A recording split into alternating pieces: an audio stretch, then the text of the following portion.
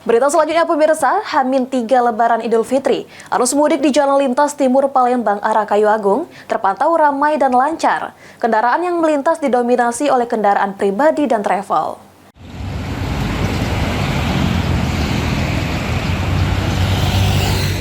H-3 Lebaran arus mudik Jalan Lintas Timur Palembang arah Kayu Agung terpantau ramai lancar dengan lebih didominasi oleh kendaraan pribadi dan travel. Salah satu supir travel, Saidina, mengatakan belum terjadi kemacetan panjang pada arus mudik ini. Pemudik tujuan Kayu Agung dan Belitang jelang Lebaran tahun ini mengalami penurunan dibandingkan tahun kemarin. Apa nurun Kak? Agak kurang nurun penumpang sekarang. Alasannya apa Kak? Ya kurang tahu juga gitu alasannya apa. Ini tujuan kemana Kak ini?